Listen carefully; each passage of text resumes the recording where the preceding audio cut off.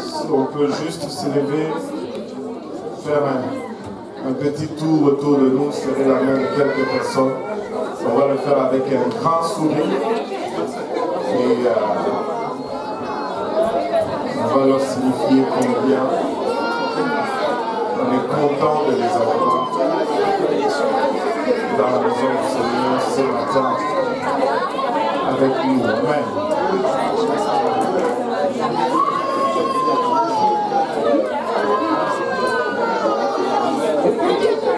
Alléluia.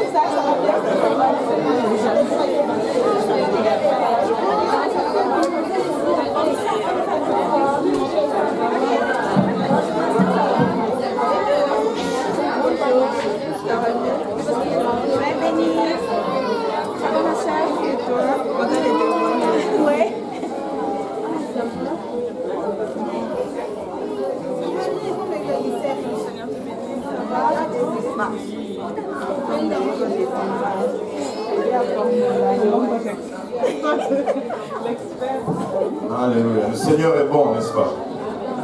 A-t-il été bon pour quelqu'un aujourd'hui?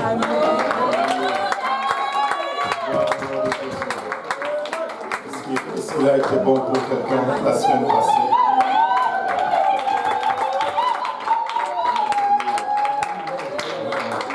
Peut-être qu'il a été bon pour quelqu'un ce mois-ci.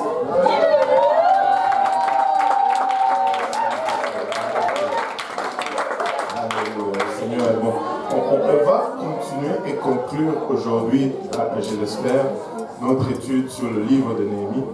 Et aujourd'hui, nous allons parler de posséder nos promesses. Et nous allons marcher à travers les 12 portes de la ville de Jérusalem. Mais avant, nous allons lire... ce n'est pas du tout en ordre. On va lire Néhémie chapitre 2 et versets 5 à 8. Et puis après, on va suivre un peu l'ordre que j'ai donné à l'arrière pour les slides. Néhémie chapitre 2, versets 5 à 8. Si vous l'avez trouvé, dites Amen. Et si vous cherchez encore, dites j'arrive. Alléluia.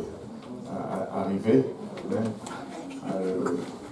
Et Néhémie 2, 5 à 8 nous dit, puis je dis au roi, si le roi trouve bon, alléluia, et si le roi trouve bon, et si ton serviteur t'est agréable, envoie-moi en Juda, vers la ville de tombeau de mes pères pour la rebâtir.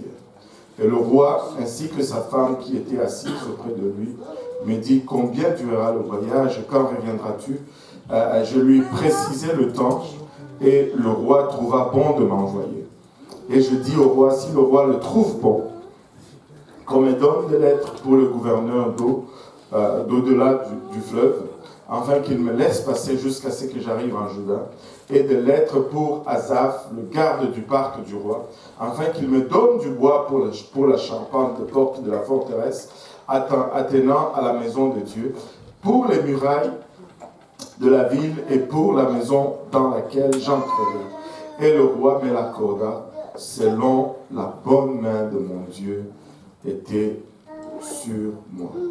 Et le roi me l'accorda selon que la bonne main de mon Dieu était sur moi. Pas selon mes performances, mais selon que la main de Dieu était sur moi. Alléluia. Et prions tous ensemble, Seigneur, nous te rendons grâce encore une fois pour ton amour, pour ta bonté, pour ta fidélité. Papa, nous te remercions encore pour le privilège que nous avons, Seigneur, de venir humblement devant toi. Papa, alors que nous reconnaissons, Seigneur, combien nous sommes inadéquats, combien, Papa, alléluia, nous sommes des hommes naturels, des hommes charnels. Et combien, Papa, ta parole, Seigneur Jésus-Christ est esprit, et combien, Papa, elle est folie pour nous. Nous ne pouvons la percevoir de nous-mêmes. Te prions, Seigneur, que tu nous aides, Seigneur. Moi, Seigneur, à la donner sans crainte, ni faveur, ni hésitation. Seigneur, nous tous ensemble, Papa, afin que nous puissions la recevoir. Qu'elle puisse germer en nous, Papa, nous transformer, produire de fruits, et que ce fruit nous conduise jusque dans la vie éternelle. Et c'est avec action de grâce dans le cœur que nous te prions ici, dans le nom précieux de Jésus. Nous disons tous, au nom de Jésus. Alléluia. Et vous pouvez vous asseoir. Et le roi me l'accorda selon que la bonne main de Dieu, de mon Dieu, était sur moi.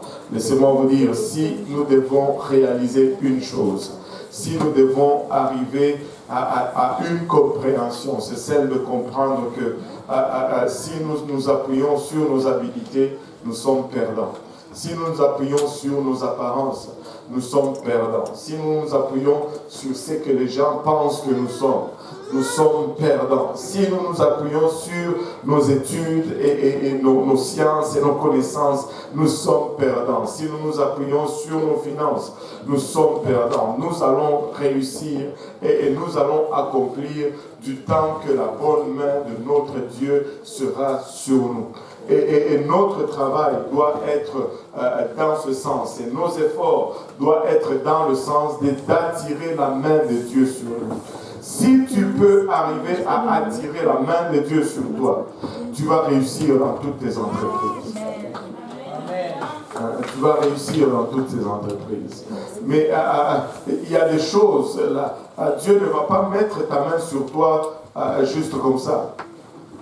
Tu ne peux pas faire ce que tu veux et espérer que la main de Dieu soit sur toi.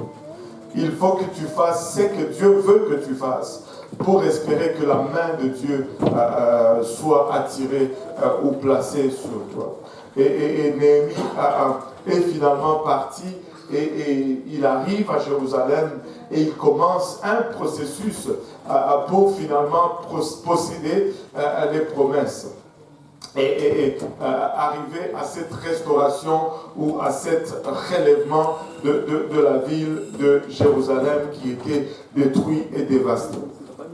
Dans la toute première chose que nous allons voir, à laquelle il va faire face, c'était l'opposition. Que tout le monde dise opposition. Dans le processus de posséder les promesses, la première chose qui vient devant lui, c'est l'opposition. Laissez-moi dire à ces beaux peuples de Dieu que si tu vas travailler pour Dieu, tu vas faire face à de l'opposition. Si tu vas vraiment marcher dans la volonté de Dieu, tu vas faire face à l'opposition. Maintenant, je vais aussi donner un avertissement. J'ai observé des fois une certaine tendance qu'on va générer nous-mêmes nos propres troubles et on va essayer de mettre l'étiquette de l'opposition là-dedans pour justifier nos mauvais choix ou nos mauvais calculs ou le fait que nous soyons juste hors de la volonté de Dieu. Il faut faire très attention, il faut être honnête avec soi-même. Les troubles que tu causes toi-même par tes propres décisions qui manquent de sagesse, ce n'est pas l'opposition à l'œuvre de Dieu. Il y a un silence là, je vais le redire peut-être parce que c'est peut-être que le micro ne fonctionnait pas. Ne va pas causer tes propres troubles et essayer de mettre maintenant l'opposition.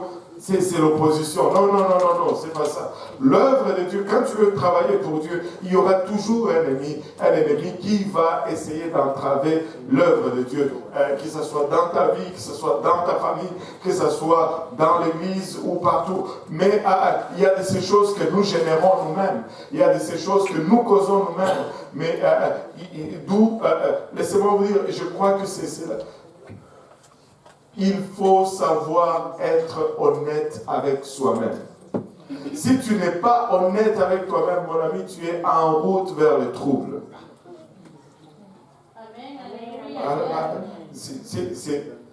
Quand tu es honnête avec toi-même, tu sais que ça là, je l'ai cherché moi-même.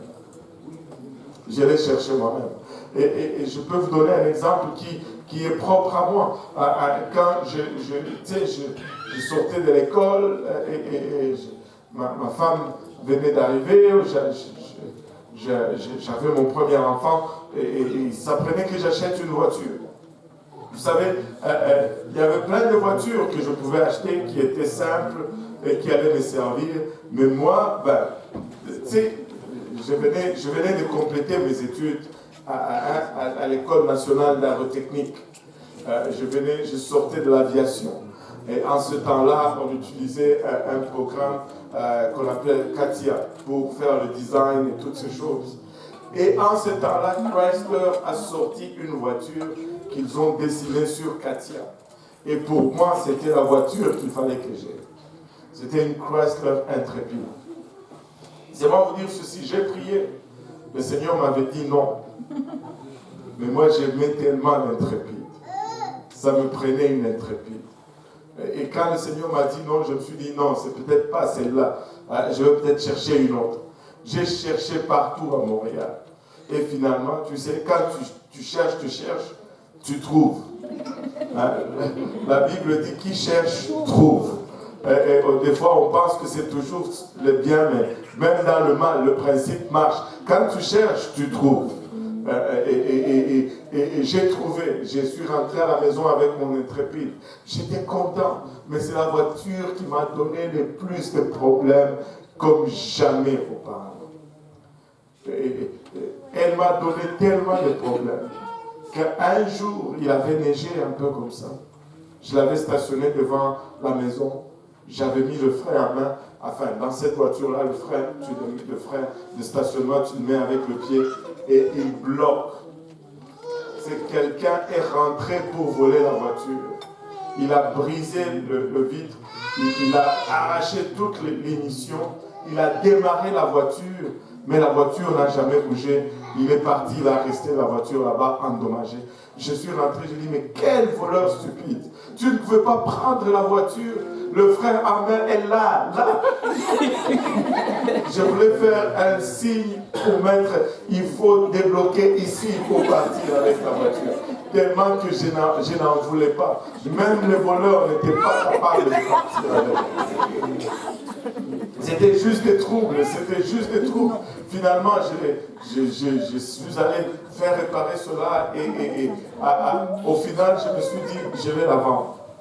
C'est une voiture que j'avais achetée, je pense que c'était à 11 000 $. Et je pense 2 ans après, je ne me rappelle plus combien de temps je l'ai gardée, je la vendais à 500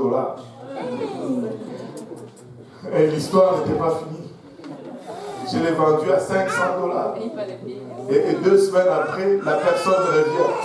Il dit non, cette voiture. J'ai dit, écoute, je t'ai remis 200 $.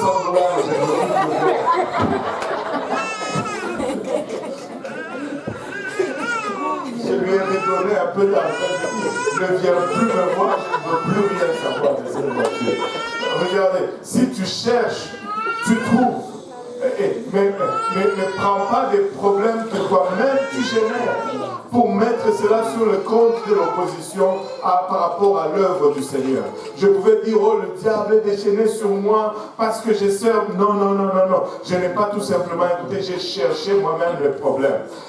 Il ne faut pas mettre ses propres problèmes que tu génères sur le compte du diable. Amen. Mais si tu veux faire le travail de Dieu, il y aura de l'opposition.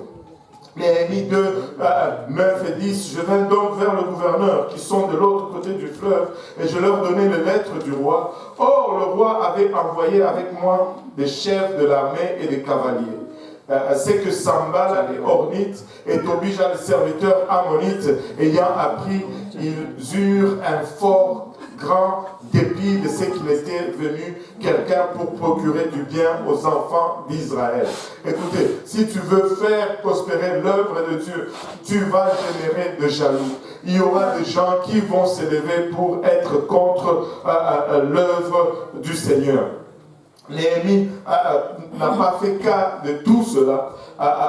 L'opposition va être là, mais ce n'est pas l'opposition qui va déterminer ce que nous faisons ou ce que nous ne faisons pas. Néhémie avait un plan et il s'est en tenu à son plan. Regardez, après avoir rencontré et être conscient de cette opposition, Néhémie a continué seulement son travail. Et la deuxième chose qu'il a fait, c'est qu'il a évalué la situation. Il a pris le temps, avant de commencer à parler, d'évaluer la situation. Il n'a pas commencé à déclarer les choses tout de suite. Il a pris d'abord le temps d'inspecter les lieux et d'évaluer la situation. Regardez ceci, Néhémie 2, encore une fois 11, à partir du verset 11 jusqu'au verset 15, si on peut y aller. Ainsi, j'arrivai à Jérusalem et je fus là 3 jours.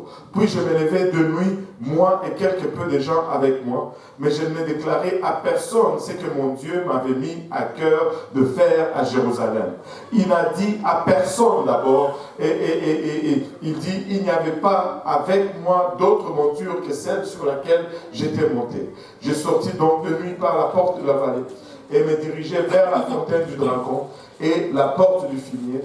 Et je considérais les murailles de Jérusalem qui étaient en ruine, et ces portes consumées par le feu. De là, je passai à la porte de la fontaine et vers l'étang du roi, mais il n'y avait point de lieu par où la monture sur laquelle j'étais monté put passer. Et j'ai monté de nuit par le torrent, et je considérais la muraille, puis je m'en retournai, je rentrai par la porte de la vallée et m'en revins. Il est allé faire une inspection des lieux. Il a évalué qu'est-ce que ça allait vraiment prendre pour faire cette œuvre. Et sans dire à personne, il a fait le tour. Sans dire à personne, il a fait l'évaluation. Écoutez, le roi savait exactement ce que Néhémie allait faire.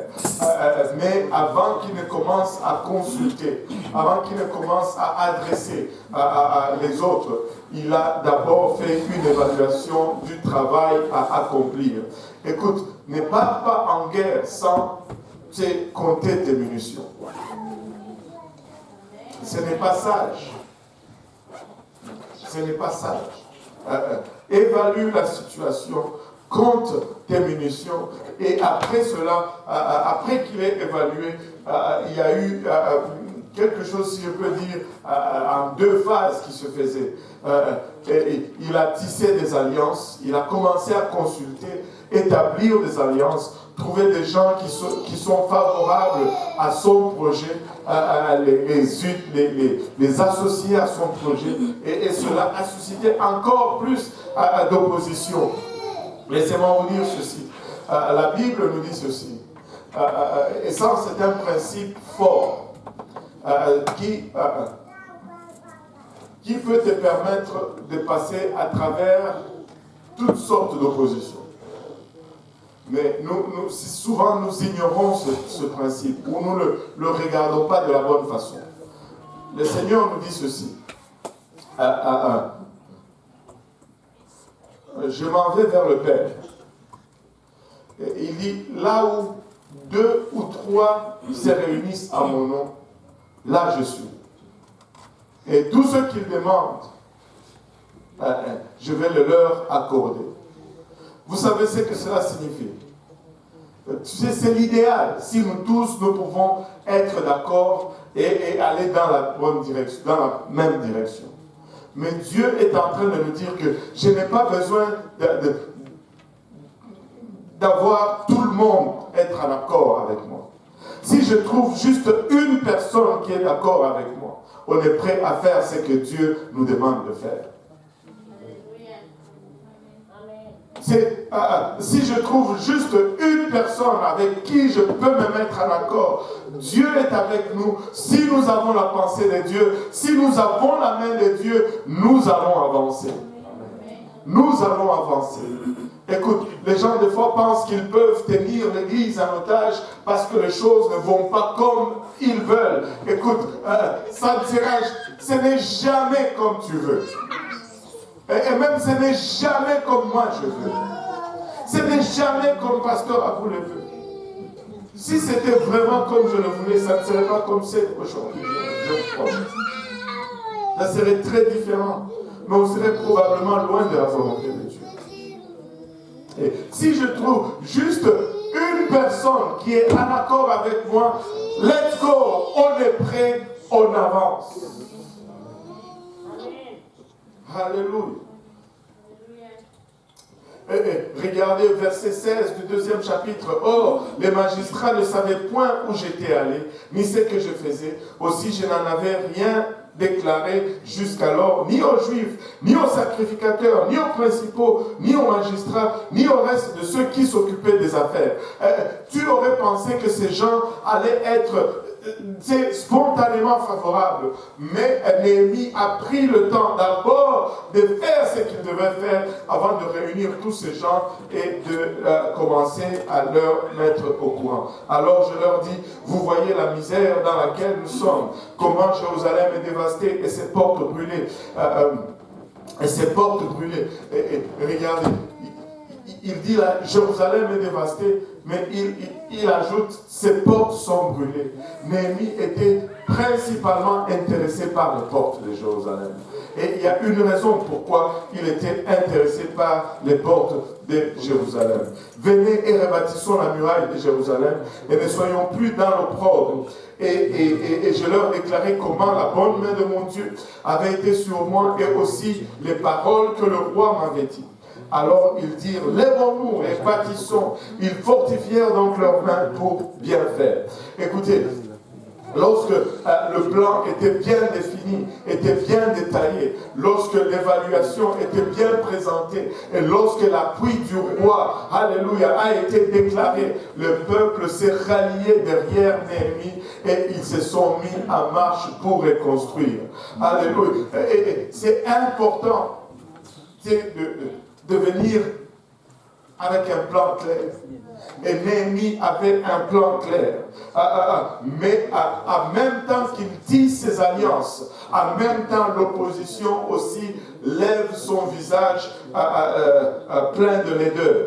Mais Sambala de Ornith et Tobija, le serviteur ammonite, et Geshem, l'arabe, l'ayant appris, se moquèrent de nous et nous méprisèrent en disant, qu'est-ce que vous faites? Est-ce que vous vous révoltez contre le roi? Mais je leur répliquai et leur dis, le Dieu des cieux lui-même nous donnera le succès. Nous, ses serviteurs, nous lèverons et nous bâtirons, mais vous n'avez ni part, ni droit, ni souvenir dans Jérusalem. Laissez-moi vous dire, peuple de Dieu, alléluia, aussi vrai que Dieu nous a appelés, la main de Dieu est sur nous et nous allons réussir cette entreprise. Nous allons amener cette parole là où Dieu veut que nous l'amènons. Nous allons rebâtir, nous allons restaurer, nous allons ramener le réveil dans cette ville et dans cette province. C'est la volonté de Dieu. Alléluia. C'est à nous d'évaluer. C'est à nous de tisser les bonnes alliances. Oui, il y aura de l'opposition. Alléluia. Et des fois, l'opposition semble plus grande que ce que nous sommes. Mais laissez-moi vous dire, même si tout le monde s'est ligué contre nous, si nous avons la main de Dieu sur nous, nous allons réussir notre entreprise. Nous allons y arriver. Si nous fonctionnons en accord, si nous regardons dans la même direction, nous allons y arriver, nous allons l'accomplir. Dieu nous a sortis déjà de très loin. Et c'est ce que vous êtes en train de voir. Peut-être que vous êtes arrivé ici il n'y a pas longtemps. Peut-être que vous êtes arrivé ici. Vous n'avez pas vu la genèse de cette œuvre. Mais laissez-moi vous dire, aujourd'hui nous avons plus que ce que nous avions lorsque nous avions commencé. Aujourd'hui nous avons plus de munitions pour faire face à ce qui vient devant nous que lorsque nous avions commencé. Aujourd'hui nous sommes plus nombreux que lorsque nous avions commencé. Alléluia. Et laissez-moi vous dire, Dieu va le faire parmi nous, il va le faire et nous allons voir ce grand réveil pour lequel nous avons jeûné, pour lequel nous avons donné, pour lequel nous avons abandonné nos carrières, pour lequel, alléluia, nous avons tout investi dans la maison de Dieu. Nous allons le voir, peu importe l'opposition, nous allons le voir. Laissez-moi vous dire, Dieu ne ment pas. Dieu ne ment pas. Nous allons voir ce réveil. Et quand je dis nous allons le voir, c'est parce que j'ai l'assurance que Dieu va donner le réveil. Même si je mourrais, Dieu va donner le réveil. Dieu va donner. Dieu sait comment donner ses promesses. Vous savez, Moïse était fidèle. En fait, la Bible l'appelle l'homme le plus humble sur la face de la terre. Et quand tu regardes, vraiment, tu te dis, wow, que Dieu nous baptise avec l'esprit de Moïse, pasteur. Ces gens voulaient le lapider, mais quand même, il se tient dans la brèche et il intercède pour eux que Dieu ne les détruise pas. À combien de fois il a failli être lapidé, mais il n'a jamais failli à intercéder pour ce peuple. Mais regardez ceci. Il faut faire attention, pasteur. Ce peuple de Dieu, des fois, ils peuvent te faire manquer quelques promesses. Et Moïse a manqué de voir la terre promise. Parce que le peuple n'arrêtait pas de le pousser à l'extrême. Et finalement, il a pris le bâton, il a frappé le rocher, et Dieu dit, parce que tu as fait cela, tu n'entres pas dans la terre promise. Mais Dieu est bon. Moïse n'est pas entré dans la terre promise. Mais Dieu s'est arrangé quand même pour lui faire voir la terre promise. Il n'y a rien que tu fais de bon que Dieu n'honore pas. Vous savez, il fallait attendre juste quelques milliers d'années plus tard, lorsque Jésus est sur la montagne, lors de la transfiguration, la gloire de Dieu transparaît un peu à travers cette chair et littéralement, le Seigneur devient une ampoule vivante. La lumière sort de lui. Et qu'est-ce qu'on voit à côté? Qui est-ce qu'on voit à côté de lui? Moïse et Élie. Où ça? Dans la terre promise. Laisse-moi te dire ceci. Il n'y a rien que tu fais pour Dieu que Dieu ne va te récompenser pour. Il n'y a rien que tu fais pour Dieu que Dieu ne va te récompenser pour. Alléluia. Alléluia. Mais tu sais, nous ne sommes pas parfaits. Des fois, nous échouons lamentablement. Mais persévérons, soyons honnêtes. Regardons dans la bonne direction. Alléluia. La grâce de Dieu subsiste. La grâce de Dieu demeure. Sa miséricorde est nouvelle à chaque matin. Persévère tout simplement. N'arrête pas de faire le bien. Dieu va te récompenser. Moïse était dans la terre promise. À côté du Seigneur Jésus-Christ. Alléluia. Écoutez, il y a des gens qui ont prié pour cette ville, qui sont morts sans voir ce que nous sommes en train de voir. Sans voir ce que nous sommes en train de voir. Mais laissez-moi vous dire, nous sommes sur les épaules des géants. Anyway, je m'écarte un peu. Regardez. Et là, Néhémie commence la reconstruction. Au 3e chapitre, c'est toute une litanie de suites qui parle de comment telle personne travaille ici. Telle personne travaille ici. Et laissez-moi vous dire ceci. Quand ils ont commencé à reconstruire, l'ennemi s'est pointé encore. Mais ça n'a pas intimidé Néhémie. Il dit littéralement, il a divisé le groupe en deux. Une équipe qui veillait et une autre qui construisait. Et après, ils sont passés à prendre l'épée d'une main, la truelle dans l'autre. En même temps, on construit, en même temps, on se défend de l'ennemi. Laissez-moi vous dire, nous allons y arriver. Dans le premier chapitre, plutôt dans le 3e chapitre, le premier verset, Eliashib, le grand sacrificateur, se leva donc avec ses frères, le sacrificateur, et ils partirent la porte de brebis. Que tout le monde dise la porte de brebis. Et c'est là où ils ont commencé. Et si tu traverses à travers le livre de Néhémie, tu vas voir qu'il y a 12 portes qui sont mentionnées là-dedans. Tu sais, il y a de ces choses qui sont dans la Bible, qui de fois, quand tu les trouves, tu as l'impression que tu viens de découvrir quelque chose de nouveau. Mais alors que c'était là, tu l'as lu, au fait même, c'est juste que Dieu veut te montrer quelque chose de nouveau. Tu sais, on a toujours su que Jérusalem a 12 portes. Hein, la nouvelle Jérusalem, l'exemple de la Jérusalem terrestre, aura aussi 12 portes, et ainsi de suite.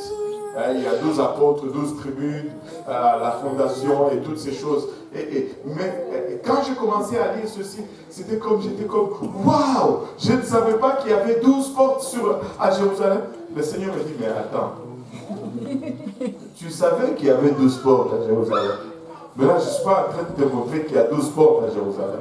Mais chaque porte portait un nom et chaque porte avait une signification et toutes ces portes décrivent en fait presque notre marche spirituelle de nous tous.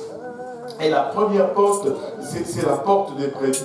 Et là, la restauration commence. Amen. La reconstruction commence. La première porte qu'ils ont commencé à bâtir, c'est la porte des brebis. Et la porte des brebis est synonyme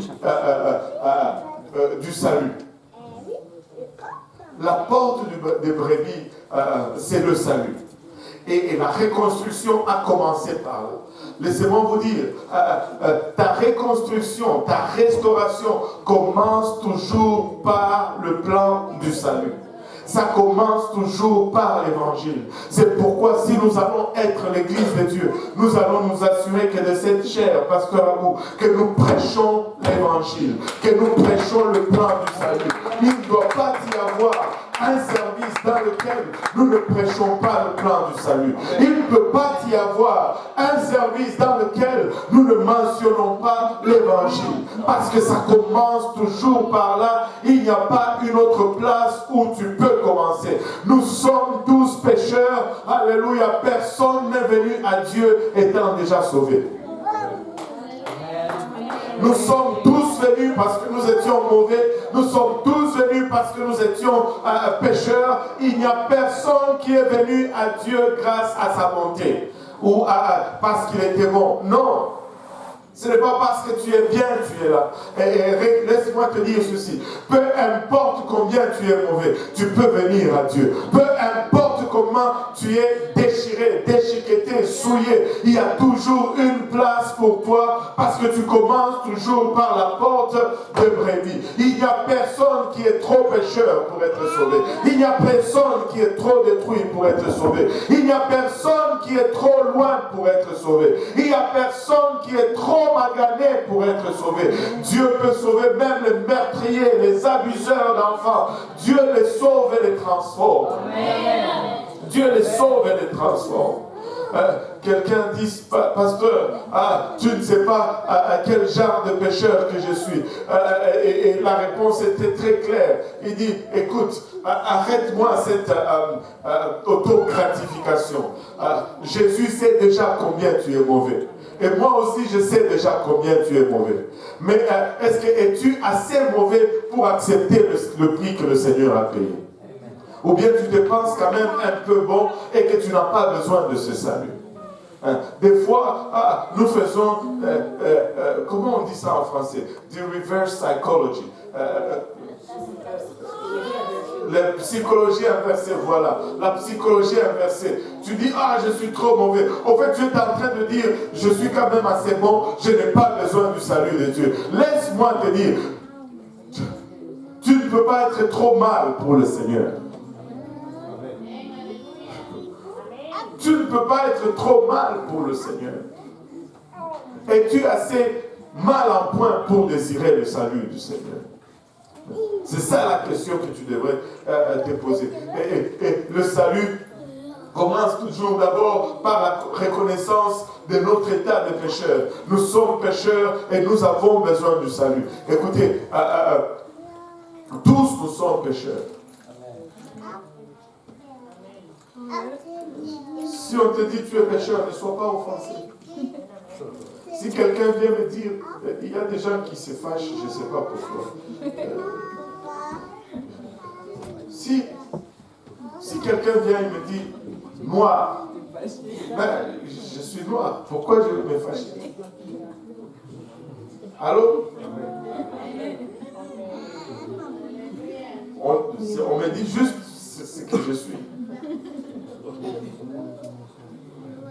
Oh, il m'a dit que j'étais noir.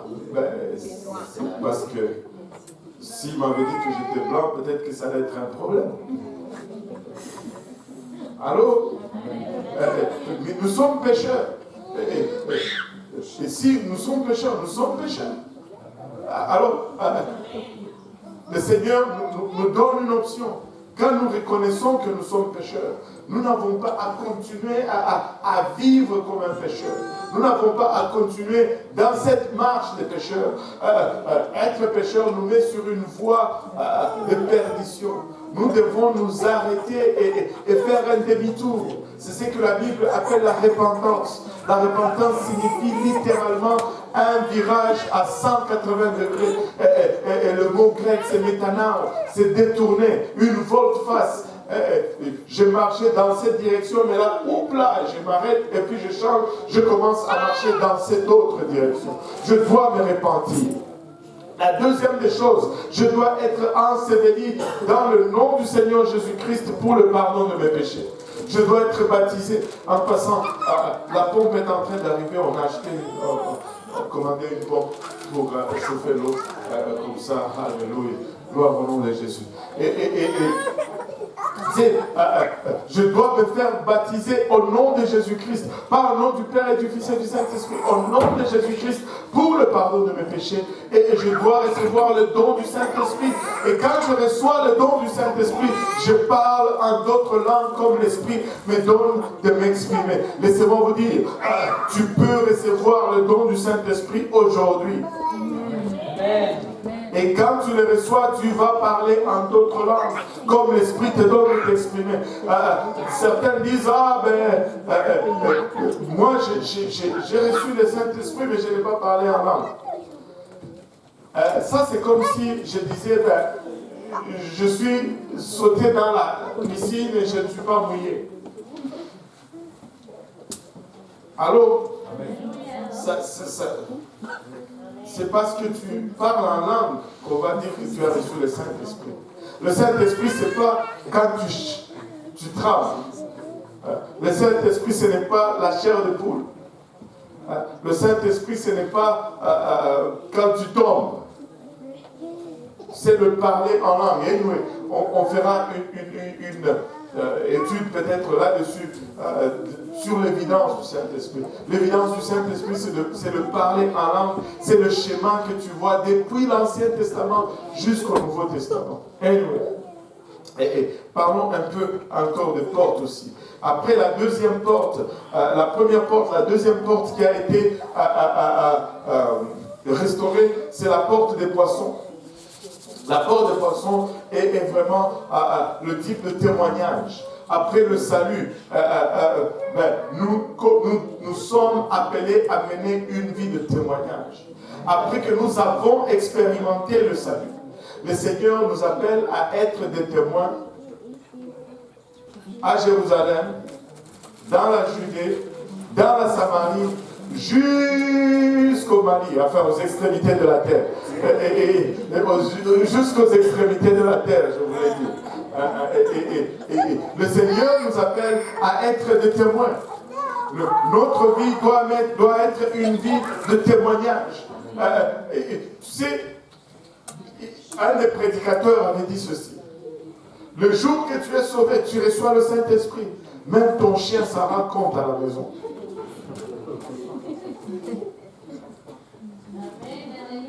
Alléluia. Avant, quand tu rentrais, tu lui donnais un coup de pied.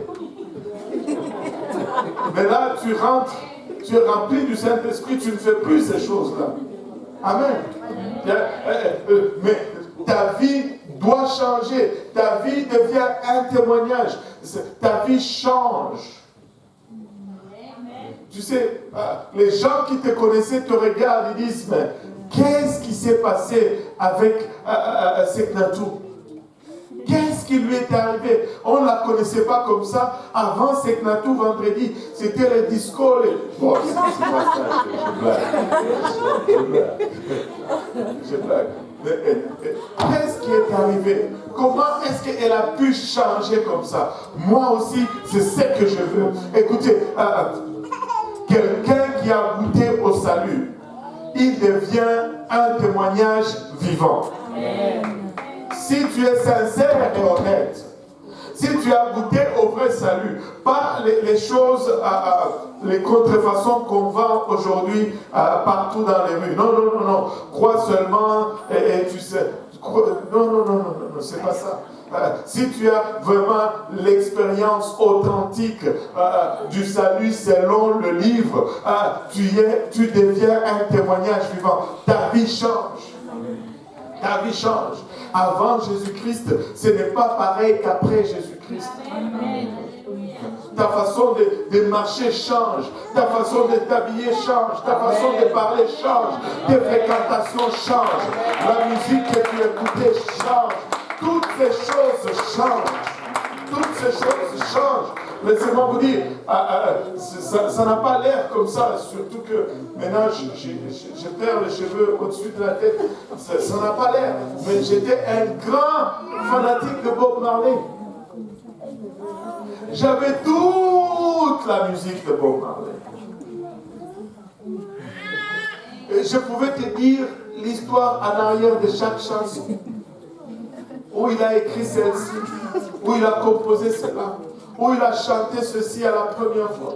Oh, ça c'était un concert, ça c'était un enregistrement en studio, ça c'était un enregistrement spontané dans une... Je les avais tous. Je les avais tous. Mais quand le Saint-Esprit est entré, ces choses devaient commencer à partir. Personne ne m'avait enseigné là-dessus. Tu sais, le problème, c'est quoi? Le problème, c'est que nous n'écoutons pas beaucoup l'esprit. Les gens disent, oh, pourquoi est-ce que tu dois m'enseigner? Dieu moi-même, Dieu peut me parler. Dieu te parle et puis tu n'écoutes jamais. Et là, il envoie maintenant le prédicateur pour te parler. Alléluia. Écoutez, personne ne m'avait enseigné sur la musique. J'étais juste seul dans la petite chambre en train de prier et j'ai parlé en langue, j'ai pleuré suite à une petite lettre de rien du tout de ma petite soeur, plein de fautes d'orthographe, et qui me disait, si je te donne la lettre aujourd'hui, et là, il n'y a rien dedans. Mais il y avait tout dedans parce qu'il y avait l'onction. C'était juste quelques lignes. J'espère que tu vas trouver le Seigneur Jésus, parce que nous tous, ici, nous avons trouvé le Seigneur, et quand nous allons aller au ciel, on veut que tu sois là aussi. J'ai pleuré comme je ne sais pas quoi. Et j'ai pris juste tous ces CD, ces cassettes, j'avais des cassettes, des CD. Je suis allé jeter dans l'incinérateur. Aucun pasteur ne m'a dit, ok, la musique, ceci, le diable. Aujourd'hui, il faut faire des études, oh, inspiration, musique, ceci, les anges, les flûtes, les quoi. Pourquoi vous n'écoutez pas tout simplement la voix de Dieu? Amen. Il faut donner des... Waouh! C'est pas facile, pasteur. Il faut que tu cherches des mots, des dictionnaires, jusqu'à le service. Dieu dit, tu fais. C'est fait. Mais ta vie doit être un témoignage. Ta vie doit être un témoignage. Et regardez, après le témoignage, la troisième porte, c'est la vieille porte. La vieille porte est synonyme d'une fondation solide. Une fondation solide. Regardez. On ne va jamais insister assez sur l'importance de la doctrine. Parce que la doctrine, c'est notre fondation.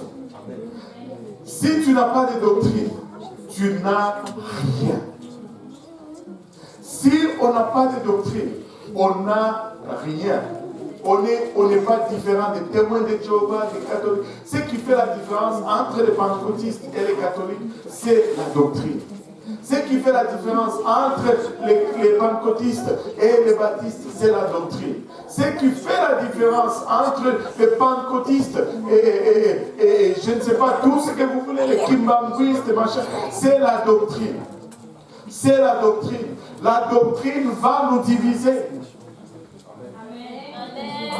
La doctrine est conçue pour diviser. Mais elle divise les brebis des boucs.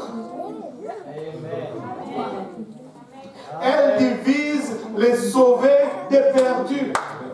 Elle divise ceux qui sont avec Dieu et ceux qui ne sont pas avec Dieu. S'il n'y a pas de cela, on est dans une confusion totale. Mais la doctrine divise. Elle va diviser la doctrine. Ne pense pas que tu vas aller enseigner la doctrine et tout le monde va t'applaudir. Non, à chaque fois que tu enseignes la doctrine, tu viens en conflit avec quelqu'un. Mais c'est la résolution de ce conflit qui amène la personne au salut. Tu ne vas jamais enseigner la doctrine et être applaudi. Non, on te déteste quand tu enseignes la doctrine. Parce que tu viens bouleverser les choses qui étaient déjà stables et établies. Tu rentres dans la maison de quelqu'un, tu lui dis, tu es en route vers l'enfer. Tu penses qu'il va t'applaudir? Non. Enfin, ne le dis pas comme ça.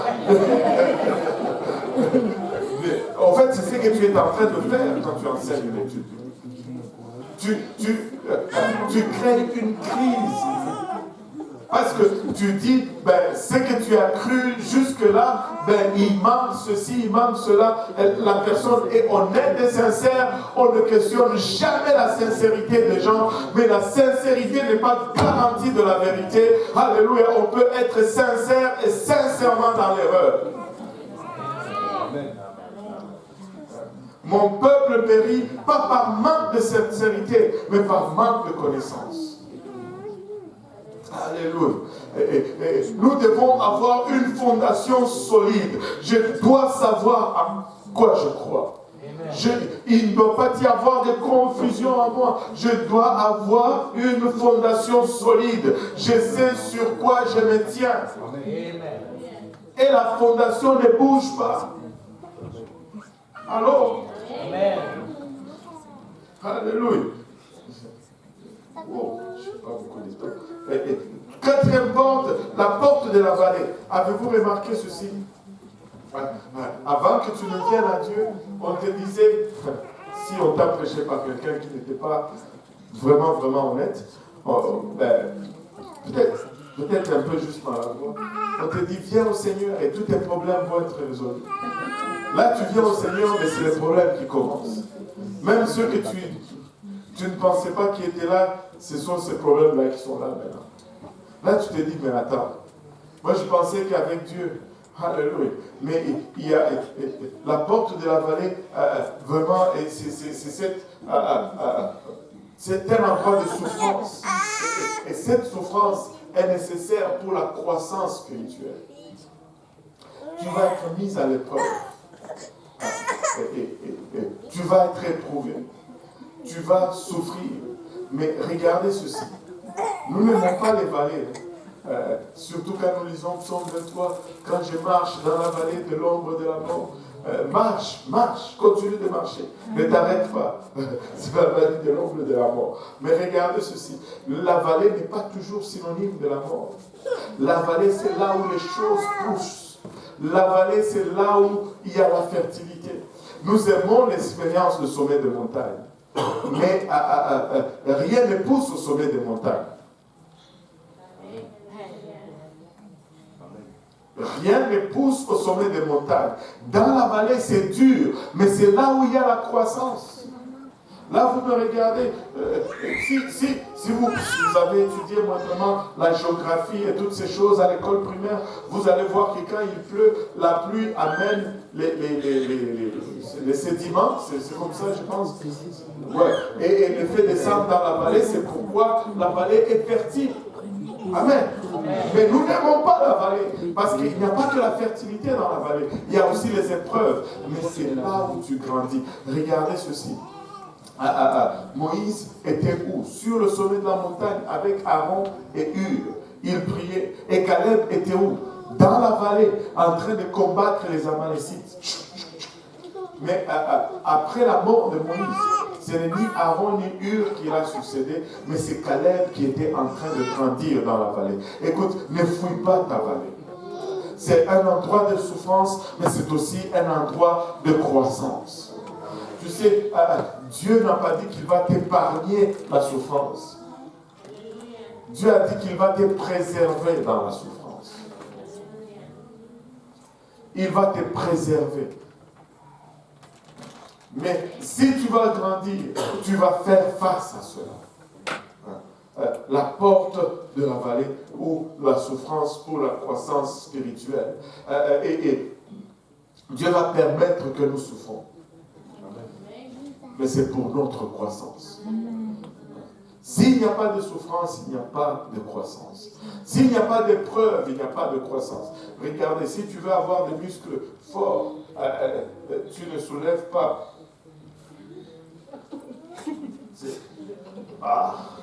Je fais de l'exercice. Il n'y a rien. L'opposition est nulle. Et je ne ressens rien là-bas. Mais si je mets un poids fort, là c'est... Et là, ça fait mal ici. Mais c'est ça qui rend le muscle plus fort. Il n'y a pas de croissance sans douleur. Si tu veux grandir, tu dois passer dans la vallée, dans la porte de la vallée. Tu dois arriver à une place de souffrance. Des choses vont arriver. Ce n'est pas nécessairement que tu as fait le mal, mais il y a de ces choses. Encore là, je vais donner un avertissement. Il y a de ces choses qui vont être produites de nos propres stupidités. Ça, ce n'est pas grandir. Ça, c'est être stupide et sortir de nos stupidités. Mais il y a de ces choses que tu ne vas rien faire, mais qui vont juste venir et que tu dois juste endurer parce que Dieu veut que tu grandisses. Alléluia. Ce n'est pas toi qui contrôle, mais ça arrive. Ce n'est pas toi qui génère cela, mais ça arrive. Mais si c'est toi qui le génère, juste la prochaine fois, essaie de réfléchir avant de décider. Amen. Après la porte de la vallée, il y avait la porte du fumier. Ça semble un peu drôle d'avoir une porte du fumier. Et fumier, c'est juste un nom sophistiqué pour dire matière fécale. Et ça ne sonne pas très bien, la porte du fumier. Mais c'est là où le Seigneur enlève toutes les immondices de nos vies. C'est là où le Seigneur enlève tout ce qui est mauvais en nous. Il y a une place où Dieu t'amène. Écoutez, il ne faut pas se tromper. Oh Seigneur Jésus, aide-nous, papa. Tu sais, une des choses qui nous tue, c'est l'orgueil. Regardez, arrête de penser que tu es bon. Tu n'es pas bon. Nous ne sommes pas bons. Regarde, si tu ne réalises pas combien tu es malade, tu ne vas pas prendre de l'aide même lorsqu'on te le donne. Tu ne vas pas le prendre. Mais il faut que tu reconnaisses d'abord, Seigneur, il n'y a rien de bon pour moi. Et laissez-moi vous dire ceci, quand le Seigneur commence à sortir ces choses, toi-même tu sais, au lieu de te fâcher, réalise ce qu'il y a à l'intérieur de toi. Parce que quand on te check, et que c'est le juron qui sort de toi, c'est parce que c'est ça qu'il y avait à l'intérieur. Il y a des gens que tu peux marcher sur l'orteil, ils ne vont pas dire des insultes. Ils vont juste dire aïe, et ils vont même peut-être parler en langue. Mais il y a d'autres que tu fais ça, c'est oh.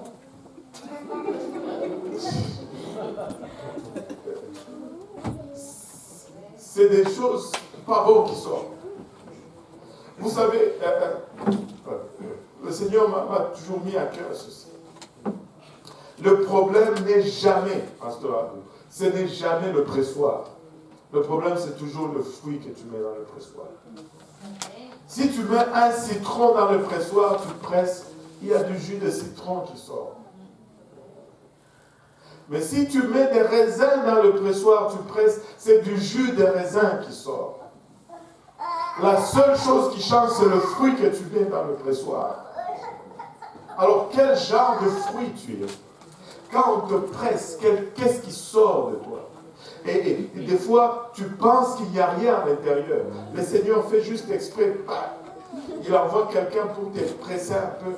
Et là, ça sort. Mais au lieu de t'en prendre à la personne, je ne dis pas maintenant que Personne n'a le ministère de pressoir. Okay? Si tu t'amuses à aller presser les gens, Dieu va te presser aussi. Tu vas voir, il va te rattraper. Ce n'est pas un ministère que tu dois avoir. Mais ce que je veux dire, c'est que ne t'en prends pas nécessairement à la personne que Dieu utilise pour faire sortir cela. Si la personne abuse, t'inquiète pas, Dieu va la régler. Mais vois ce que toi, tu dois tirer de là. Si c'est des choses mauvaises qui sortent, réalise que c'est ça qui est à l'intérieur de toi et travaille sur toi. Dieu sait déjà qu'est-ce qu'il y a à l'intérieur de toi. Mais toi, tu ne le sais pas. Et c'est dans l'épreuve qu'il le fait ressortir pour que tu puisses le voir. Au fait, toute épreuve consiste juste à ceci. De voir combien nous sommes mauvais. De le réaliser et de demander l'aide de Dieu pour que nous puissions changer. C'est tout. C'est tout. C'est pourquoi,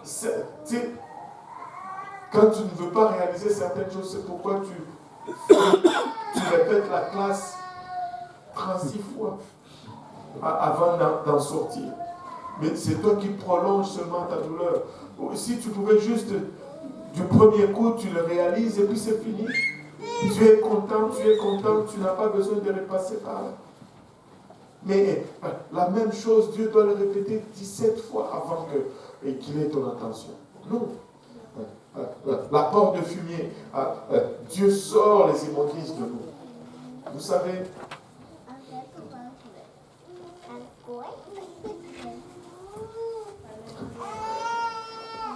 notre plus grand problème, ce n'est pas le diable.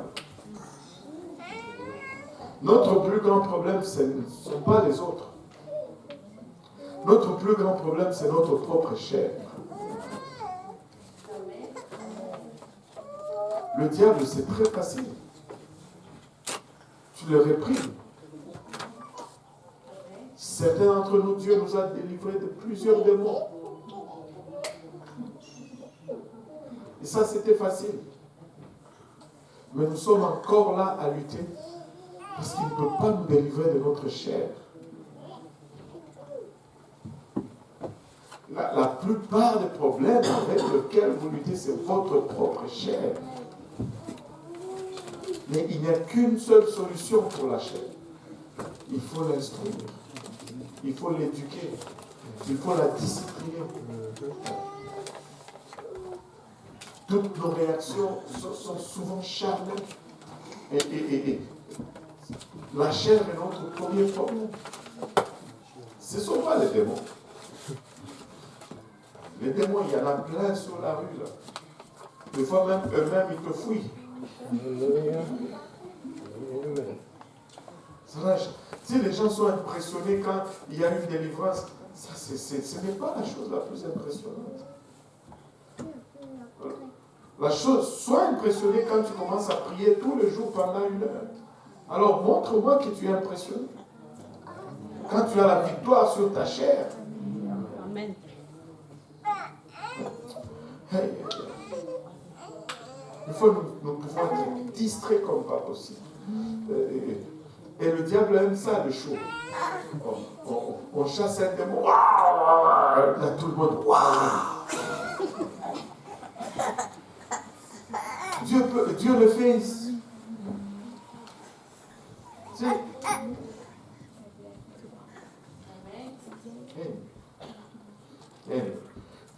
Sixième porte, la porte de la fontaine.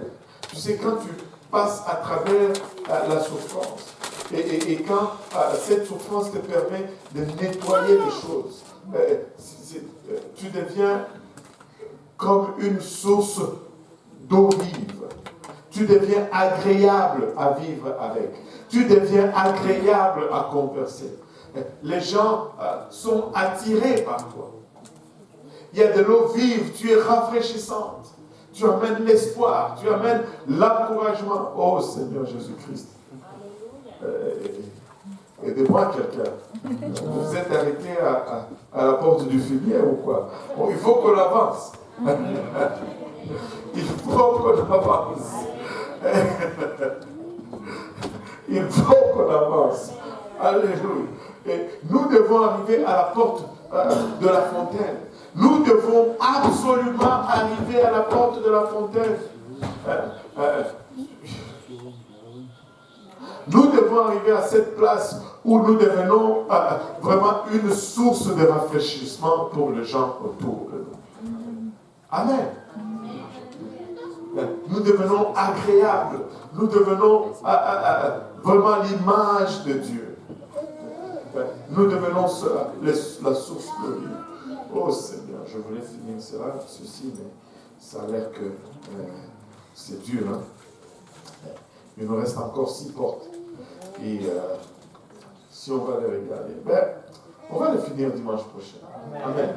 On va les finir dimanche prochain. On ne veut pas juste passer blablabla à travers chaque porte. Dans ce cas-là, on va revenir à la porte finie. Que le Seigneur enlève toute la semaine. Que le Seigneur enlève les immondices de nous. Qui nous purifie, qui nous lave, qui nous presse. Que toutes ces choses sortent de nous. Alléluia. Que toutes ces choses sortent de nous. Si nous pouvons nous lever tous ensemble. Alléluia. Vous savez,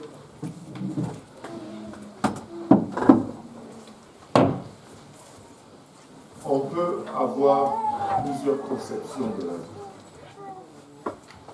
Laissez-moi vous dire, si votre conception de la vie ne priorise pas le salut, vous êtes dans des troubles. Vous savez, le salut doit demeurer la priorité de ta vie. Sauver ton âme doit demeurer la priorité. Si tu priorises le salut, tu verras que tout ce que Dieu demande devient facile. Des fois même, tu prends plaisir dans ce que Dieu demande. Tu prends plaisir dans l'effort. Je ne sais pas si il y en a qui ont fait la course à longue distance ici. Est-ce qu'il y en a qui ont couru des marathons? Alléluia. Voilà. Tu sais, quand tu cours les marathons, il y a quelque chose qu'on appelle le deuxième souffle, ou le second souffle. Tu sais, au départ, quand tu cours, tu sens ton corps. Et ça vient aussi plus quand tu t'entraînes. Et au départ, quand tu commences la course, ton corps sent l'effort. Mais tu dois persévérer. Ton souffle est difficile et tu sens ton corps démente. Mais il y a une place où tu arrives qu'on appelle second souffle. Quand tu dépasses cette barrière, tu ne ressens plus rien. Et là, tu peux aller jusqu'à sans vraiment sentir l'effort, sans sentir la douleur. Et ça devient agréable de courir. Ça devient agréable de fournir l'effort. Mais avec notre marche avec Dieu, c'est pareil. Nous pouvons arriver à cette place où ça devient agréable de fournir l'effort. Ça devient agréable de mener une vie de sainteté. Ça devient agréable de plaire à Dieu. Ça devient agréable. Donc, ce qui nous intéresse, c'est le plaisir de Dieu. C'est le plaisir de Dieu. Alléluia. Que le Seigneur nous aide à marcher à travers ces portes, une après l'autre. On va te demander de venir à l'avant, les hommes à ma gauche, les dames à ma droite. On va parler au Seigneur pour un moment, qui nous aide dans notre progression. Le salut, c'est le mot le plus élastique de la parole. Mais nous voulons vraiment marcher jusqu'au bout. Nous voulons faire les 12 portes. Nous voulons arriver à faire toutes les portes comme le Seigneur nous demande de les traverser ou de les passer.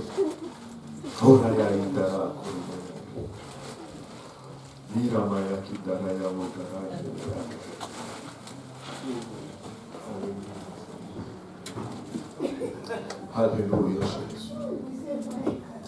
Alléluia Seigneur. Alléluia Jésus.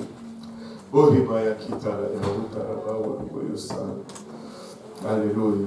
Si nous pouvons prendre le temps, alléluia, d'élever nos voix et de parler au Seigneur pour un moment, qui nous aide, alléluia, dans notre marche, qui nous aide porte après porte, étape après étape, que sa main soit sur nous. Alléluia, Seigneur. Papa, nous voulons, alléluia, marcher à travers chaque porte. Nous voulons, Papa, arriver à la pleine restauration. Nous voulons arriver à cette place, ô Éternel, où ta main est sur nous, Seigneur Jésus-Christ, et que tu nous guides, Papa, et que tu nous amènes jusqu'à arriver à cette place, Seigneur Jésus-Christ, où nous sommes entièrement ton image, où nous commençons à être utiles dans ton royaume, Seigneur Jésus. Gloire au nom de Jésus. Gloire au nom de Jésus. Sonde-nous et connais-nous, Seigneur Jésus. Sonde-nous et connais-nous, Éternel.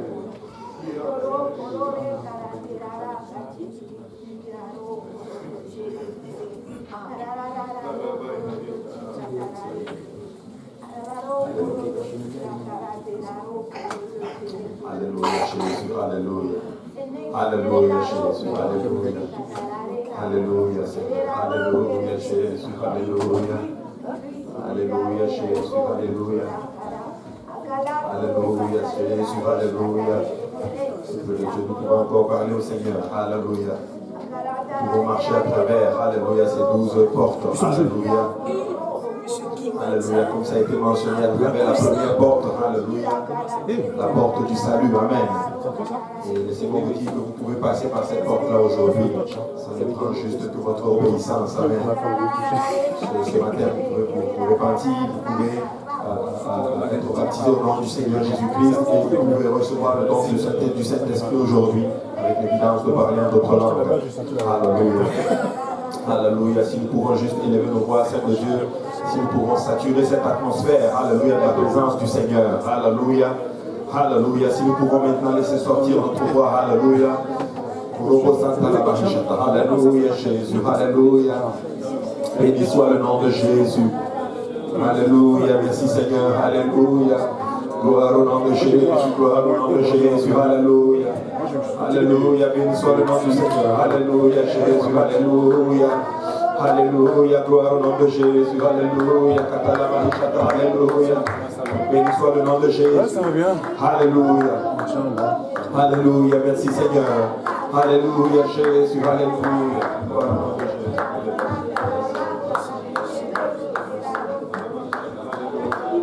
Merci Seigneur, merci Jésus. Alléluia, merci Seigneur. Alléluia, alléluia. Alléluia, Jésus, alléluia. Merci Seigneur.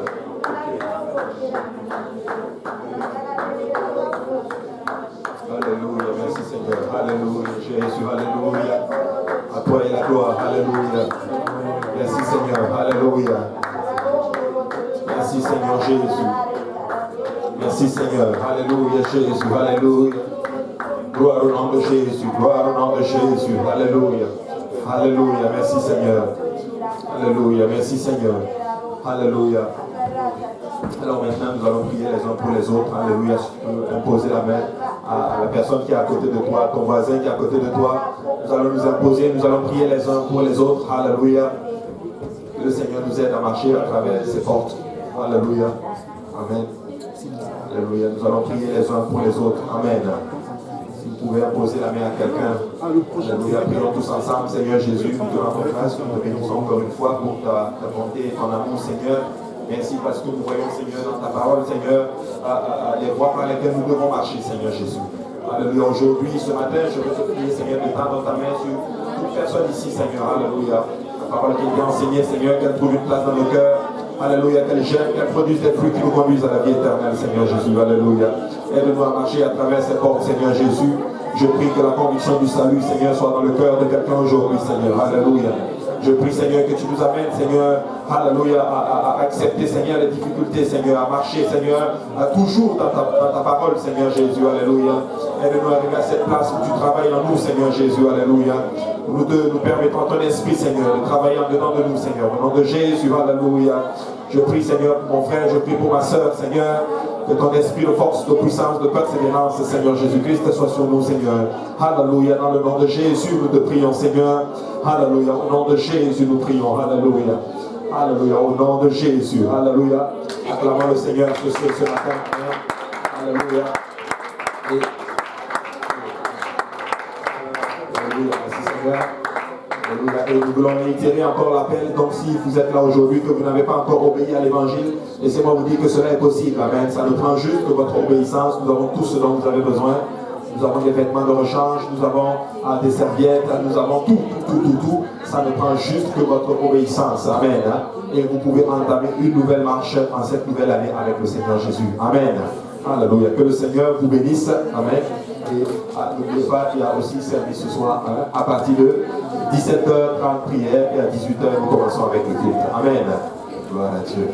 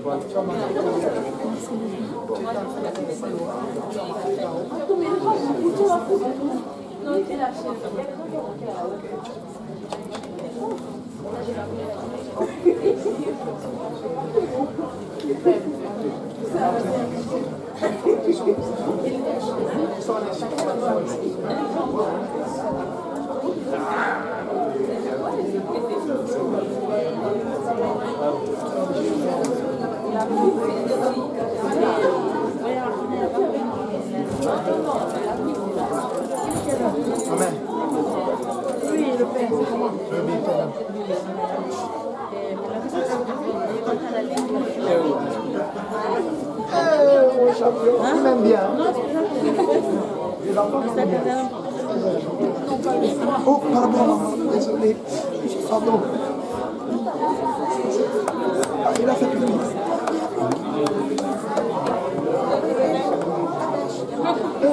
C'est quoi, il est touché? Oui, attends, je vais voir ta note. Oui, c'est juste le lait qu'il a fait. Ça va.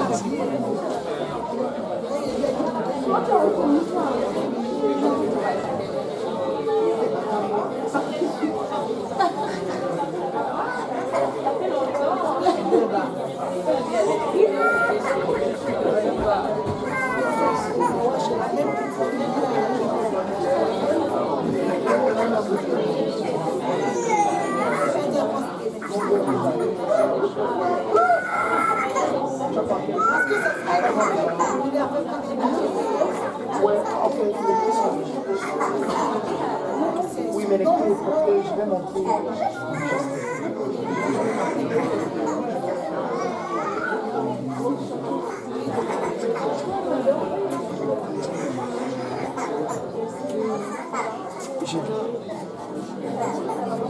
Ouais, toi.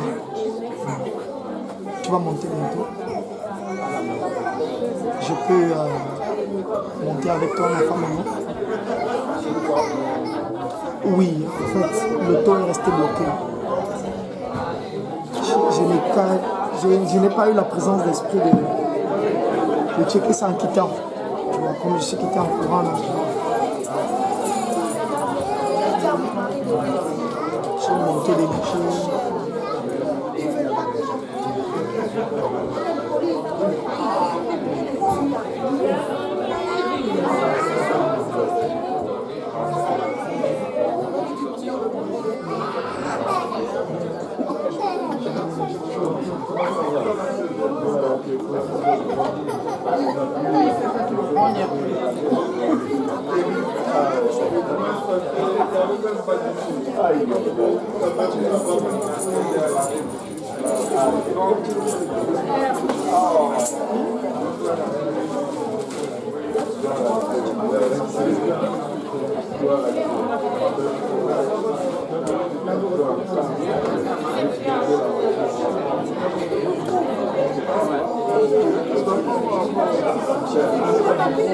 Oui.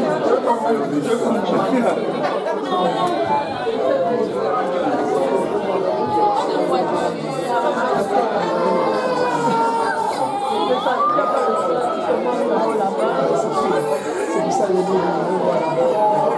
maman, merci quand on arrive là-bas, il y a les flèches à la porte, il y a les trucs là.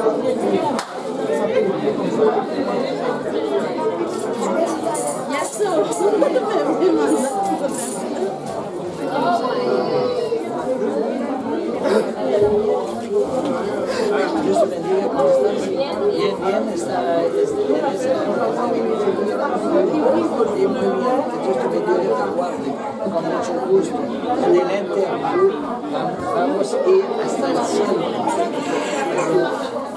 Gracias a Dios.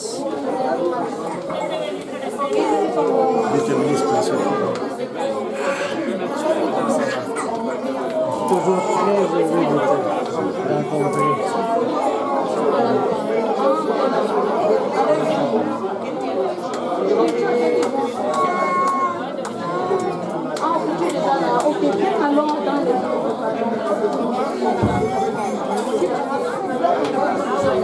Ay, que Dios me bendiga. ¿Sabes qué? Tú eres Ese es Oli. Ok, c'est le big bye, bisous. ¿Cómo estás? ¿Y tú para español? Un poquito.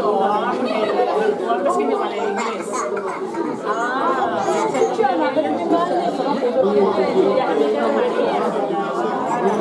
Estoy entendiendo un poquito español. Ella es mi madre, my mother.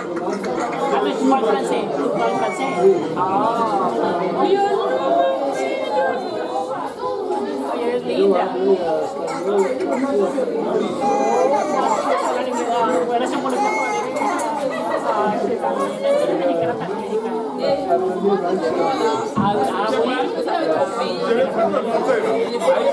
Oui, il fait ton anniversaire aussi.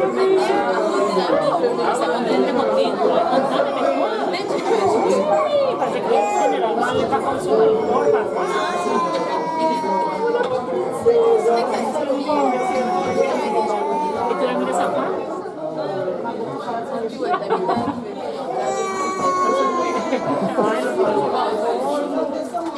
Parece que vamos a hacer de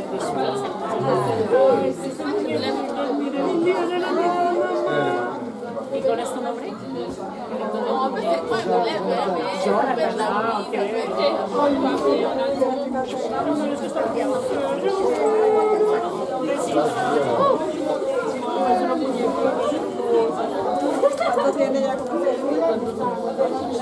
¿8?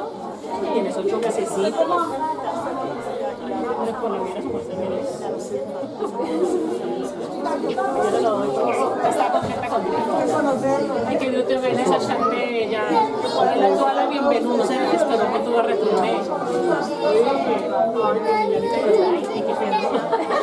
Dios te bendiga, reina. Cuídate mucho, que te acuerdes, ¿viste? Bye, bye. Adiós. Ay, miren, está precioso. Ay, te conoces a Liliana, es amiga de María. Él es el novio. ¿De quién? Él es el novio de Lili. Ah, pues ella es mi amiga de Diana, ella es colombiana. La princesa, ¿cómo te ves?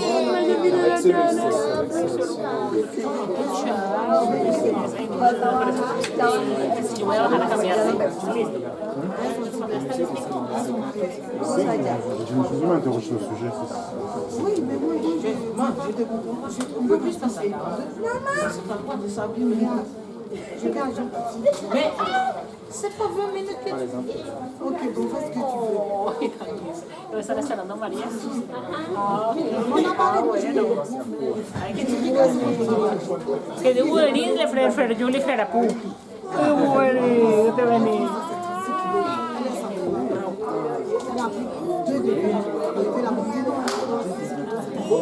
Elle est obligée de payer 240 déjà. Tu dis une valise de 36 kilos. Elle a payé une survalise. Elle est obligée de payer une valise de 36 kilos. Puis une valise de... Elle a payé 23 kilos, 240 Alors, elle pensait ça. Une seule valise, 36 kilos. Ah ouais? Oui. C'est là, à Paris, ici, là. Mon Dieu. Donc, elle a payé 240 $. Supplice À encore. l'aéroport. Mais toutes les affaires des gens sont entamées.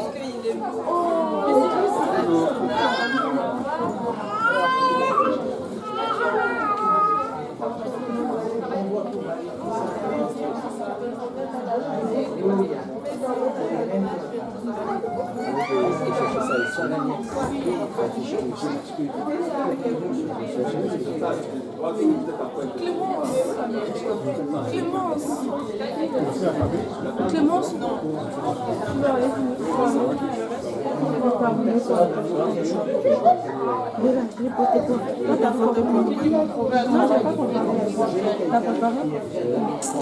J'ai vu acheter quelque chose.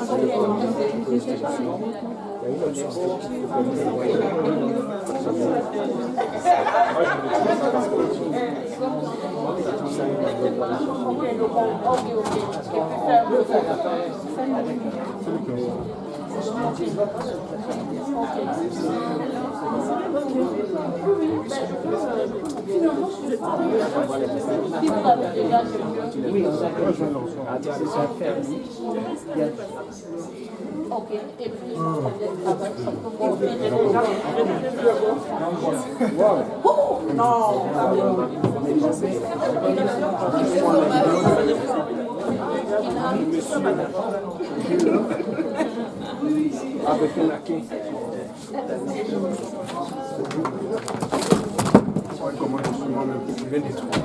Désolé, beaucoup ceux qui sont en ligne. C'est juste un accident. Et c'est ce que je